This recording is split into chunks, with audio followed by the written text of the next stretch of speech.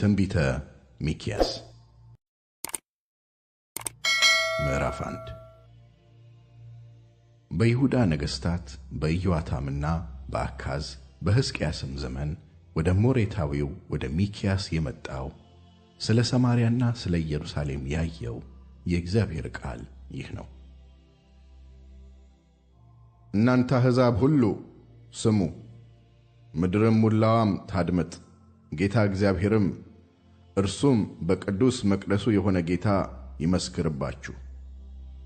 እነሆ እግዚአብሔር ከስፍራው ይወጣል፣ ወርዶም በምድር ከፍታዎች ላይ ይረግጣል።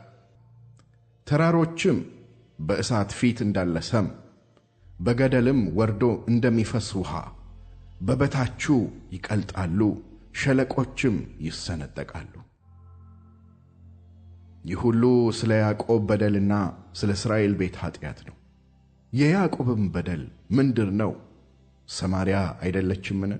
የይሁዳስ የኮረብታው መስገጃ ምንድር ነው? ኢየሩሳሌም አይደለችምን? ስለዚህ ሰማርያን በሜዳ እንደሚገኝ የድንጋይ ክምር፣ ወይን እንደሚተከልበትም ስፍራ አደርጋታለሁ። ድንጋዮቿንም ወደ ሸለቆ ወረውራለሁ፣ መሠረቶቿንም እገለብጣለሁ። የተቀረጹትም ምስሎቿ ይደቃሉ። በግልሙትና ያገኘችው ዋጋ ሁሉ በእሳት ይቃጠላል። ጣዖታቷንም ሁሉ አጠፋለሁ። በግልሙትና ዋጋ ሰበሰበቻቸው፣ ወደ ግልሙትናም ዋጋ ይመለሳሉና። ስለዚህ ነገር ዋይ ብላ ታለቅሳለች። ባዶ እግሯንና ራቁቷን ሆና ትሄዳለች። እንደ ቀበሮ ታለቅሳለች፣ እንደ ሰጎንም ዋይ ትላለች። ቁስሏ የማይፈወስ ነውና እስከ ይሁዳም ደርሶአልና፣ ወደ ሕዝቤም በር ወደ ኢየሩሳሌም ቀርቦአልና። በጌት ላይ አታውሩ፣ በአኮ ላይ እንባን አታድርጉ። በቤት አፍራ በትቢያ ላይ ተንከባለሉ። በሻፊር የምትቀመጭ ሆይ በራቆትነትሽና በእፍረትሽ እለፊ። በጸናአን የምትቀመጠው አልወጣችም። የቤት ኤጼል ልቅሶ ከእናንተ ዘንድ መኖሪያውን ይወስዳል። ክፉ ነገር ከእግዚአብሔር ዘንድ እስከ ኢየሩሳሌም በር ድረስ ወርዶአልና፣ በማሮት የምትቀመጠው በጎነትን ትጠባበቃለች። በለኪሶ የምትቀመጭ ሆይ ሰረገላውን ለፈረስ ሰሪ። እርሷ ለጽዮን ሴት ልጅ የኀጢአት መጀመሪያ ነበረች፣ የእስራኤል በደል በአንቺ ዘንድ ተገኝቶአልና። ስለዚህ ትሎት ለሞሬሼት ጌት ትሰጫለሽ። የአክዚብ ቤቶች ለእስራኤል ነገሥታት አታላይ ይሆናሉ። በመሪሳ የምትቀመጭ ሆይ ወራሽ አመጣብሻለሁ። የእስራኤል ክብር ወደ አዶላም ይመጣል። ተማርከው ካንቺ ዘንድ ወጥተዋልና ስለ ተድላሽ ልጆች ራስሽን ንጪ፣ ጠጉርሽንም ተቆረጪ፣ ቡሃነትሽንም እንደ ንስር አስፊ።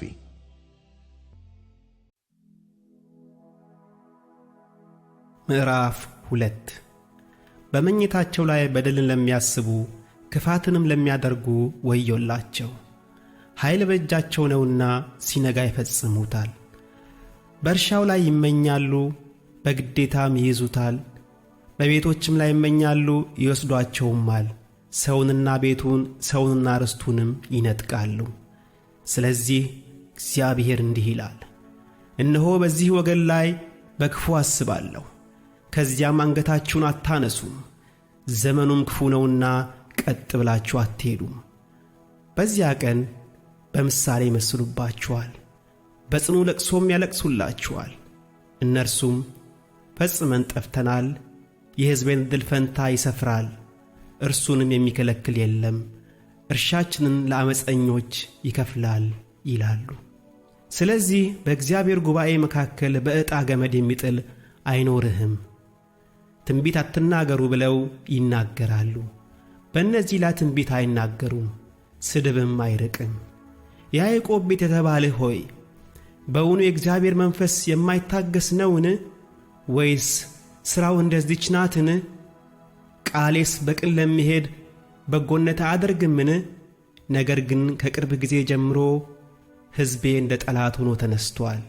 ቀሚስንና መጎናጸፊያን ገፈፋችሁ፣ ሳይፈሩም የሚያልፉትን ከሰልፍ እንደሚመለሱ አደረጋችኋቸው።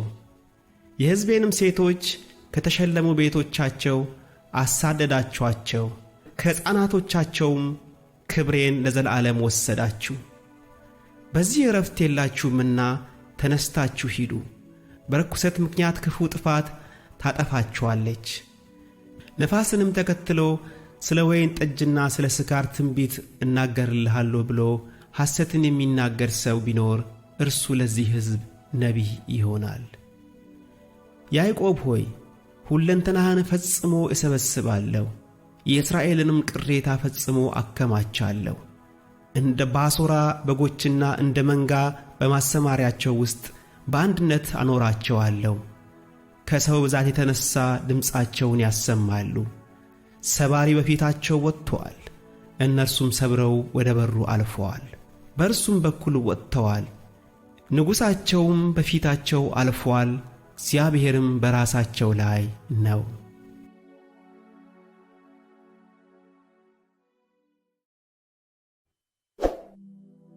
ምዕራፍ 3 እንዲህም አልሁ፣ የያዕቆብ አለቆችና የእስራኤል ቤት ገዦች ሆይ እባካችሁ ስሙኝ። ፍርድን ታውቁ ዘንድ አይገባችሁምን? መልካሙን ጠልታችኋል፣ ክፉውንም ወዳችኋል። ቁርበታቸውን ገፋችኋቸዋል፣ ሥጋቸውንም ከአጥንታቸው ለያይታችኋል። የሕዝቤን ሥጋ በልታችኋል፣ ቁርበታቸውንም ገፋችኋቸዋል፣ አጥንታቸውንም ሰብራችኋል። ለአፍላል እንደሚሆን ሥጋ ለድስትም እንደሚሆን ሙዳ ቆራረጣችኋቸው። የዚያን ጊዜ ወደ እግዚአብሔር ይጮኻሉ፣ እርሱም አይሰማቸውም። ሥራቸውንም ክፉ አድርገዋልና በዚያን ጊዜ ፊቱን ከእነርሱ ይሰውራል። እግዚአብሔር ሕዝቤን ስለሚያስቱ ነቢያት እንዲህ ይላል፣ በጥርሳቸው ሲነክሱ በሰላም ይሰብካሉ፣ በአፋቸው ግን አንዳች በማይሰጥ ሰው ላይ ሰልፍን ያስቡበታል። ስለዚህ ሌሊት ይሆንባችኋል እንጂ ራእይ አይሆንላችሁም፣ ጨለማም ይሆንባችኋል እንጂ አታሟርቱም። ፀሐይም በነቢያት ላይ ትገባለች፣ ቀኑም ይጠቁርባችኋል። ከእግዚአብሔርም ዘንድ መልስ የለምና ባለ ራእዮቹ ያፍራሉ፣ ሟርተኞችም ይዋረዳሉ። ሁሉም ከንፈራቸውን ይሸፍናሉ። እኔ ግን በደሉን ለያዕቆብ ኀጢአቱንም ለእስራኤል እነግር ዘንድ በእግዚአብሔር መንፈስ ኃይልንና ፍርድን ብርታትንም ተሞልቻለሁ። ፍርድን የምትጠሉ ቅን ነገርንም ሁሉ የምታጣምሙ እናንተ የያዕቆብ ቤት አለቆችና የእስራኤል ቤት ገዦች ሆይ እባካችሁ ይህን ስሙ። ጽዮንን በደም ኢየሩሳሌምንም በኀጢአት ይሠራሉ። አለቆቿ በጉቦ ይፈርዳሉ፣ ካህናቶቿም በዋጋ ያስተምራሉ፣ ነቢያቶቿም በገንዘብ ያሟርታሉ። ከዚህም ጋር እግዚአብሔር በመካከላችን አይደለምን? ክፉ ነገር ምንም አይመጣብንም እያሉ በእግዚአብሔር ይታመናሉ። ስለዚህ በእናንተ ምክንያት ጽዮን እንደ እርሻ ትታረሳለች፣ ኢየሩሳሌምም የድንጋይ ክምር ትሆናለች፣ የቤቱም ተራራ እንደ ዱር ከፍታ ይሆናል።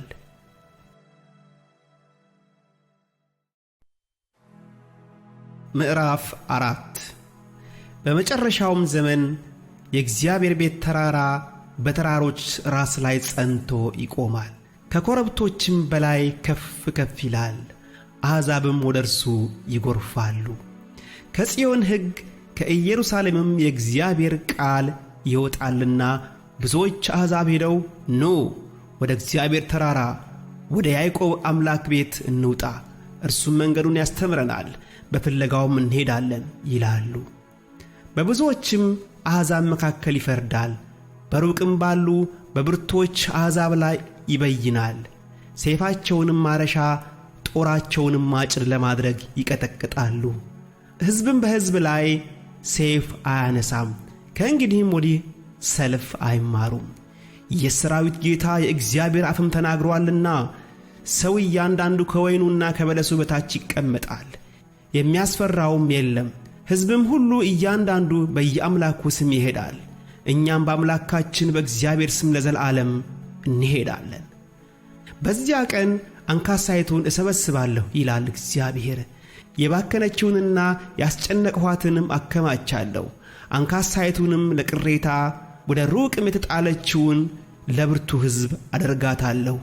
ከዚያም ወዲያ እስከ ዘለዓለም ድረስ እግዚአብሔር በጽዮን ተራራ በእነርሱ ላይ ይነግሣል። አንተም የመንጋ ግንብ ሆይ የጽዮን ሴት ልጅ አምባ ወደ አንተ ትመጣለች። የቀደመችው ግዛት የኢየሩሳሌም ሴት ልጅ መንግሥት ትደርሳለች። አሁን ስለምን ትጮኺያለሽ? እንደምትወልድ ሴት ምጥ የደረሰብሽ ንጉሥ ስለሌለሽ ነውን? ወይስ መካሪ ስለጠፋብሽ ነውን? የጽዮን ልጅ ሆይ እንደምትወልድ ሴት አምጠሽ ውለጂ። አሁን ከከተማ ትወጫለሽና በሜዳም ትቀመጫለሽ፣ ወደ ባቢሎንም ትደርሻለሽ። በዚያም ያድንሻል፣ በዚያም እግዚአብሔር ከጠላቶችሽ እጅ ይቤዥሻል። አሁንም ርኩስ ትሁን፣ ዐይናችንም በጽዮን ላይ ይይ የሚሉ ብዙ አሕዛብ ባንቺ ላይ ተሰብስበዋል። ነገር ግን የእግዚአብሔርን አሳብ አያውቁም፣ ምክሩንም አያስተውሉም። እንደ ነዶ ወደ አውድማ አከማችቷቸዋልና። የጽዮን ልጅ ሆይ ቀንድሽን ብረት ጥፍርሽንም ናስ አደርጋለሁና ተነሺ አሂጂ። ብዙ አሕዛብንም ታደቂያለሽ፣ ትርፋቸውንም ለእግዚአብሔር ሀብታቸውንም ለምድር ሁሉ ጌታ ትቀድሻለሽ።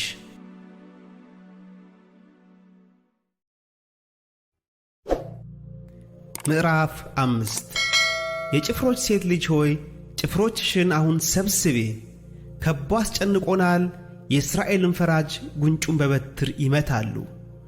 አንቺም ቤተልሔም ኤፍራታ ሆይ አንቺ በይሁዳ አእላፋት መካከል ትሆኚ ዘንድ ታናሽ ነሽ። ከአንቺ ግን አወጣጡ ከቀድሞ ጀምሮ ከዘለዓለም የሆነ በእስራኤልም ላይ ገዢ የሚሆን ይወጣልኛል። ስለዚህ ወላጂቱ እስከምትወልድበት ጊዜ ድረስ አሳልፎ ይሰጣቸዋል። የቀሩትም ወንድሞቹ ወደ እስራኤል ልጆች ይመለሳሉ። እርሱም ይቆማል፣ በእግዚአብሔርም ኃይል በአምላኩ በእግዚአብሔር ስም ግርማ መንጋውን ይጠብቃል። እነርሱም ይኖራሉ። እርሱ አሁን እስከ ምድር ዳርቻ ድረስ ታላቅ ይሆናልና። ይህም ለሰላም ይሆናል። አሦራዊውም ወደ አገራችን በገባ ጊዜ ምድራችንንም በረገጠ ጊዜ 7 እረኞችና 8 አለቆች እናስነሳበታለን። የአሦርንም አገር በሰይፍ የናምሩድንም አገር በመግቢያ ውስጥ ያፈርሳሉ። አሦራዊውም ወደ አገራችን በገባ ጊዜ ዳርቾቻችንን በረገጠ ጊዜ እርሱ ይታደገናል። የያዕቆብም ቅሬታ በብዙ አሕዛብ መካከል ከእግዚአብሔር ዘንድ እንደሚወርድ ጠል፣ በሳር ላይ እንደሚወርድ ካፊያ፣ ሰውንም እንደማይጠብቅ የሰውንም ልጆች ተስፋ እንደማያደርግ ይሆናል። በዱር አራዊትም መካከል እንዳለ አንበሳ፣ በበጎች መንጋም መካከል አልፎ እንደሚረግጥ የሚታደግም ሳይኖር እንደሚነጥቅ እንደ አንበሳ ደቦል እንዲሁ የያዕቆብ ቅሬታ በአሕዛብና በብዙ ወገኖች መካከል ይሆናል። እጅህ በጠላቶች ላይ ከፍ ከፍ ትበል፣ ጠላቶችህም ሁሉ ይጥፉ። በዚያም ቀን ፈረሶችን ከመካከልህ አጠፋለሁ፣ ሰረገሎችንም እሰብራለሁ ይላል እግዚአብሔር። የምድርህንም ከተሞች አጠፋለሁ፣ ምሽጎችህንም ሁሉ አፈርሳለሁ፣ መተትንም ከእጅህ አጠፋለሁ። ሟርተኞችም ከእንግዲህ ወዲህ አይሆኑልህም። የተቀረጹትን ምስሎችንና ሐውልቶችን ከመካከልህ አጠፋለሁ። ለእጅህም ሥራ ከእንግዲህ ወዲህ አትሰግድም። የማምለኪያ ዐፀዶችህንም ከመካከልህ እነቅላለሁ፣ ከተሞችህንም አፈርሳለሁ። ባልሰሙም አሕዛብ ላይ በቁጣና በመዓት እበቀላለሁ።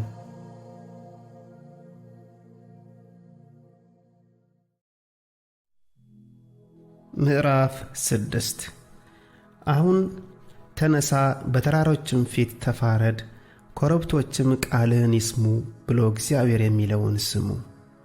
ተራሮች ሆይ፣ ጠንካሮች የምድር መሠረቶችም ሆይ፣ እግዚአብሔር ከሕዝቡ ጋር ክርክር አለውና ከእስራኤልም ጋር ይፋረዳልና የእግዚአብሔርን ክርክር ስሙ። ሕዝቤ ሆይ ምን አድርጌሃለሁ? በምንስ አድክሜሃለሁ? መስክርብኝ። ከግብፅ ምድር አውጥቼሃለሁ፣ ከባርነት ቤትም ተቤዥቼሃለሁ። በፊትም ሙሴንና አሮንን ማርያምንም ልኬልህ ነበር። ሕዝቤ ሆይ የሞዓብ ንጉሥ ባላቅ የመከረውን የቢዖርም ልጅ በለዓም የመለሰለትን አሁን አስብ። የእግዚአብሔርንም የጽድቅ ሥራ ታውቅ ዘንድ ከሰጢም ጀምሮ እስከ ጌልገላ ድረስ አስብ። ምን ይዤ ወደ እግዚአብሔር ፊት ልምጣና በልዑል አምላክ ፊት ልስገድ? የሚቃጠለውን መሥዋዕትና የአንዱን ዓመት ጥጃ ይዤ በፊቱ ልምጣን? እግዚአብሔርስ በሺህ አውራ በጎች ወይስ በእልፍ የዘይት ፈሳሾች ደስ ይለዋልን? ወይስ የበኩር ልጄን ስለ በደሌ የሆዴንም ፍሬ ስለ ነፍሴ ኀጢአት እሰጣለሁን? ሰው ሆይ መልካሙን ነግሮሃል። እግዚአብሔርም ከአንተ ዘንድ የሚሻው ምንድን ነው? ፍርድን ታደርግ ዘንድ ምሕረትንም ትወድ ዘንድ ከአምላክህም ጋር በትሕትና ትሄድ ዘንድ አይደለምን? የእግዚአብሔር ድምፅ ከተማይቱን ይጠራታል።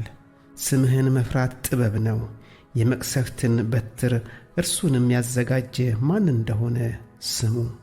በውኑ በኀጢአተኛ ቤት የኀጢአት መዝገብ የተጸየፈም ውሸተኛ መስፈሪያ ገና አለ ይሆን?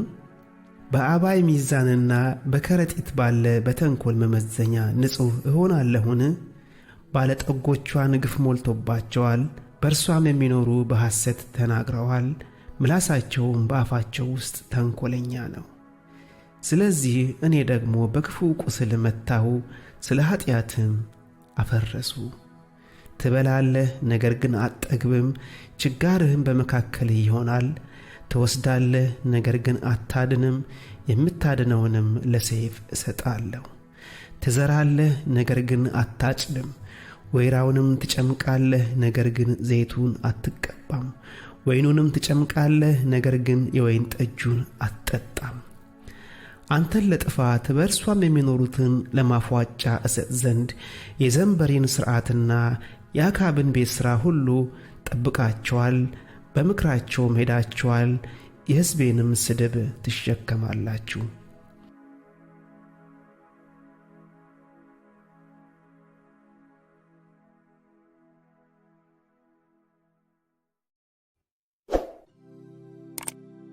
ምዕራፍ 7 የዛፍ ፍሬና የወይን ፍሬ ከተለቀሙ በኋላ እንደ ቀረው ቃርሚያ ሆኛለሁና ወዮልኝ።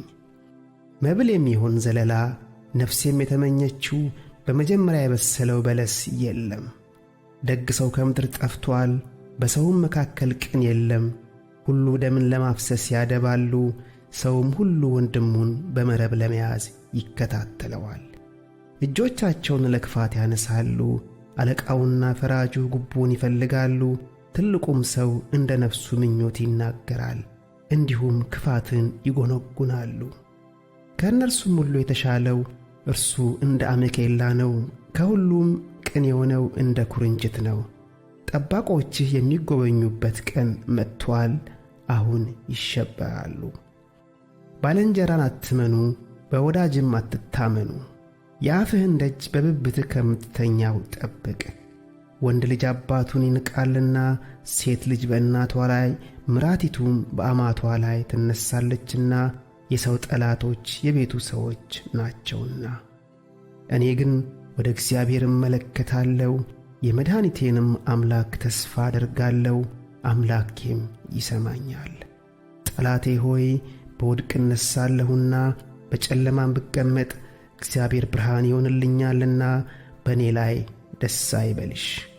በእግዚአብሔር ላይ ኀጢአት ሠርቻለሁና እስክምዋገትልኝ ድረስ ፍርድን ለእኔ እስኪያደርግ ድረስ ቁጣውን እታገሣለሁ። ወደ ብርሃን ያወጣኛል፣ ጽድቅንም አያለሁ። ጠላቴም ታያለች፣ እኔንም አምላክህ እግዚአብሔር ወዴት ነው ያለች በእፍረት ትከደናለች። ዐይኖቼ ይመለከቷታል፣ አሁን እንደ መንገድ ጭቃ ትረገጣለች። ቅጥርሽ በሚሠራበት በዚያ ቀን ድንበርሽ ትስፋፋለች። በዚያ ቀን ከአሦርና ከግብፅ ከተሞች፣ ከግብፅ እስከ ወንዙ፣ ከባሕርም እስከ ባሕር፣ ከተራራም እስከ ተራራ ድረስ ወደ አንቺ ይመጣሉ።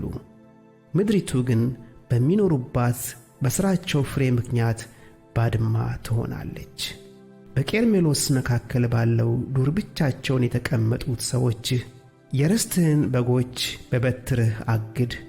እንደ ቀደመውም ዘመን በባሳንና በገለዓድ ይሰማሩ። ከግብፅ ምድር እንደ ወጣህበት ዘመን ተአምራትን አሳያቸዋለሁ። አሕዛብ አይተው በጉልበታቸው ሁሉ ያፍራሉ፣ እጃቸውም በአፋቸው ላይ ያኖራሉ፣ ጆሮአቸውም ትደነቁራለች። እንደ እባብም መሬት ይልሳሉ፣ እንደ ምድርም ተንቀሳቃሾች እየተንቀጠቀጡ ከግንባቸው ይመጣሉ። ፈርተውም ወደ አምላካችን ወደ እግዚአብሔር ይመጣሉ፣ ስለ አንተም ይፈራሉ። በደልን ይቅር የሚል የርስቱንም ቅሬታ ዓመፅ የሚያሳልፍ እንዳንተ ያለ አምላክ ማን ነው? ምሕረትን ይወዳልና ቁጣውን ለዘላለም አይጠብቅም። ተመልሶ ይምረናል፣ ክፋታችንንም ይጠቀጥቃል፣ ኃጢአታችንንም በባሕሩ ጥልቅ ይጥለዋል። ከቀድሞ ዘመን ጀምረህ ለአባቶቻችን የማልህላቸውን እውነት ለያዕቆብ ምሕረትንም ለአብርሃም ታደርጋለህ።